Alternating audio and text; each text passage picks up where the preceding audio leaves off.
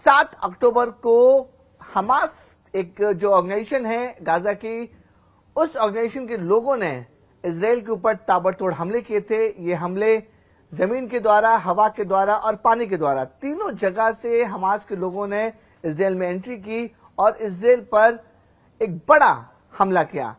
जब तक इजराइल अपने आप को संभाल पाता, हमास के लोगों ने इजरायली को बंधक बनाया और बताया जा रहा है कि आज की तारीख में भी 239 इजरायली नागरिक जो हैं वो हमास के अंडर में, यानी कि हमास के लिए बंधक बने हुए हैं। और इजरायली पूरी कोशिश कर रहे हैं कि जो नागरिक बंधक बनाए गए उन्हें किसी तरह से छुड़ाया जा सके। इसलिए इजराइल जो है वो अपनी हर संभव पूरी कोशिश कर रहा है कि गाजा में जो लोग बंधक बनाए गए हैं उन्हें जल्द से जल्द बाहर निकाला जाए।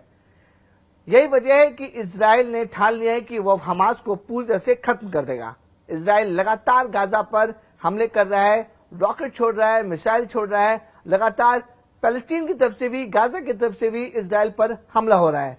जैसे जैसे ये युद्ध बढ़ता चला गया, हमास के साथ साथ जो दूसरी ऑर्गेनाइजेशन है वो भी इजराइल पर अटैक करना शुरू हो गई। पहले हमास ने इजराइल के ऊपर अटैक किया, उसके बाद हिजबुल्लाह, ये भी एक ऑर्गेनाइजेशन है, उसने भी इजराइल के ऊपर हमला करना शुरू कर दिया।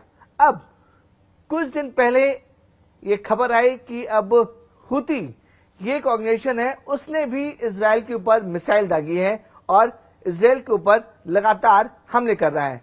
जिस तरीके से इजराइल के ऊपर हमले हो रहे हैं उस पर साफ देखा जा सकता है कि इजराइल हर जगह से, या फिर कहे कि 3 जगह से, जो 3 इंपॉर्टेंट पॉइंट है वहां से लगातार उसके ऊपर हमले हो रहे हैं और इजराइल अपने आप को बचाने की कोशिश कर रहा है। लेकिन हुती ने जो मिसाइल दागी थी उससे एंटी मिसाइल सिस्टम, जो इजराइल का बड़ा फेमस है और एंटी डोम सिस्टम है, उससे उस मिसाइल को इजराइल पर हमला होने से पहले ही खत्म कर दिया था। गाजा में हमास जो है एक बड़ी ऑर्गेनाइजेशन है, जिससे इजराइल लोग हमास को एक आतंकवादी संगठन मानते हैं और उसे खत्म करने के लिए इजराइल पूरी तरह से तैयार हो चुका है।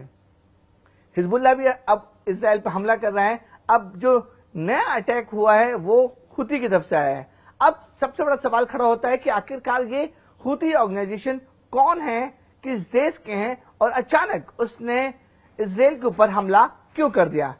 मैं आपको समझना चाहूंगा कि हुती है क्या।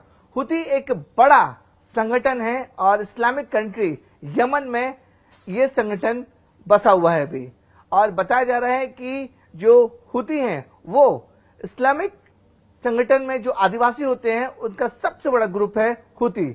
हुती आखिर बना क्यों?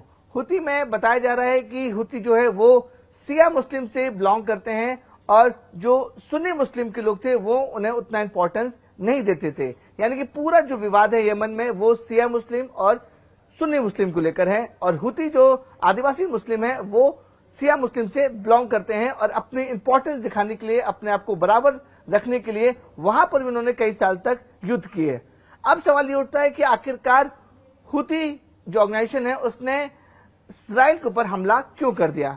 देखिए, इजराइल जो है वो हर चारों तरफ से जो है वो इस्लामिक कंट्री से घिरा हुआ है, उसके अगल बगल जितने भी बड़े कंट्रीज हैं वो सब इस्लामिक हैं।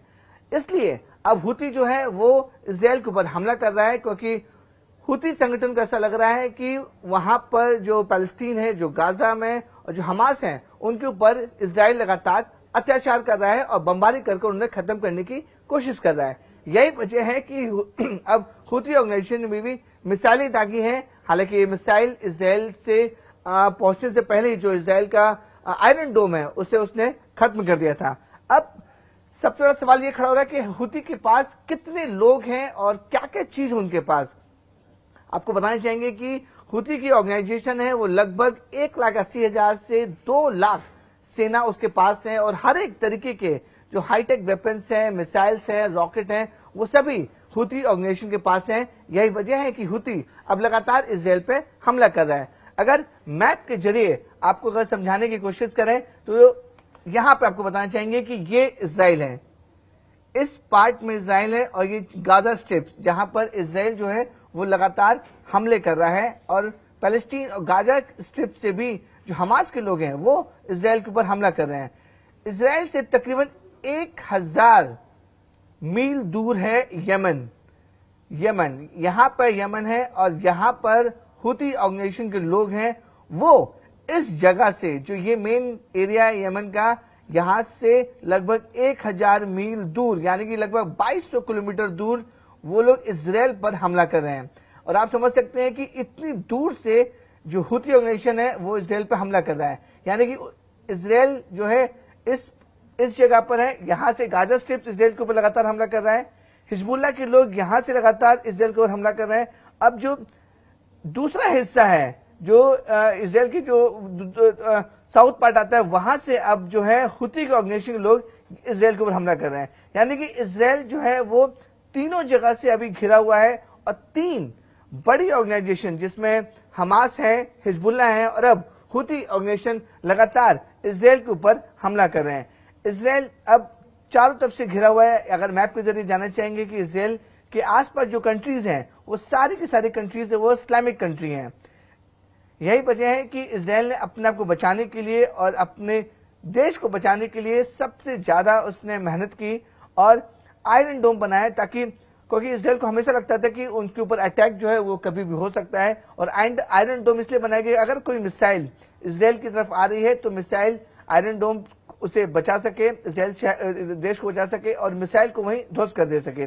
यही वजह है कि जब यमन में यूथियों ऑर्गेनाइजेशन ने मिसाइल जब दागी और मिसाइल जब वो इजराइल के रेडियस में आई तो आयरन डोम ने उस मिसाइल को खत्म कर दिया। यानी कि अब ये साफ हो चुका है कि इजराइल पे अब 3 जगह से हमले हो रहे हैं। पहला जो हमला है वो गाजा से शुरू हुआ था, फिर हिजबुल्लाह तक पहुंचा। अब जो है ये जो हमला है वो हुती ऑर्गेनाइजेशन जो यमन में है वो भी हमला लगातार कर रहा है। तो कहीं ना कहीं ये देखा जा रहा है कि इस्लामिक कंट्री जो है वो एक होती जा रही है और इजराइल के ऊपर हमला करते जा रही है। अब इजराइल अपनी पूरी कोशिश कर रहा है कि जो वेस्टर्न कंट्रीज है उनका उन्हें सपोर्ट मिले, ताकि जो दूसरे देशों से जो हमले हो रहे हैं उस पर सीज फायर जो कंडीशन होती है वो शुरू हो सके। क्योंकि इजराइल को भी पता है कि उसके आसपास जो लोग हैं, जो इस्लामिक कंट्रीज हैं, वो उसे लगातार अगर हमला करते रहेंगे तो इजराइल को बचना नामुमकिन हो जाएगा। यही वजह है कि इजराइल अब पूरी कोशिश कर रहा है कि जो वेस्टर्न कंट्रीज है वो उनके सपोर्ट में आए और जो दूसरी जगह से जो अलग अलग ऑर्गेनाइजेशन उन पर हमला कर रहे हैं वो किसी तरह से रोका जा सके। देखिए, जानकारों का मानना है कि ये जो युद्ध है जो 7 अक्टूबर को शुरू हुआ था वो लंबा घिस सकता है, क्योंकि अब इसमें दूसरे ऑर्गेनाइजेशन भी शामिल होते जा रहे हैं। इजराइल को पहले लगा कि वो सिर्फ और सिर्फ गाजा पर अटैक करेगा, हमास ऑर्गेनाइजेशन को पूरे से खत्म कर देगा और ये युद्ध जल्दी से खत्म हो जाएगा, लेकिन नहीं। हमास के बाद हिजबुल्लाह भी आए। हिजबुल्लाह भी अब इजराइल उनको रिटेलिएट कर रहा है। हिजबुल्लाह के ऊपर भी अब अटैक किया जा रहा है इजराइल। लेकिन इजराइल को अंदाजा नहीं था कि 2200 किलोमीटर दूर यानी कि लगभग 1000 किलोमीटर माइल दूर यमन में बैठे यूती संगठन भी इजराइल के ऊपर हमला कर देगा। तो धीरे धीरे जो युद्ध है वो लगातार बढ़ता जाएगा। और अब सबसे बड़ी चुनौती है कि जो अलग अलग संगठन जिसे इजराइल आतंकवादी संगठन मानता है वो इकट्ठे हो रहे हैं और इकट्ठे होने के बाद लगातार इजराइल पर हमला कर रहे हैं। तो यानी कि आने वाले दिनों में इजराइल का बड़ा चैलेंज रहेगा कि किस तरीके से वो अपने ऊपर लगातार हो रहे हमलों को किस तरह से रोकता है।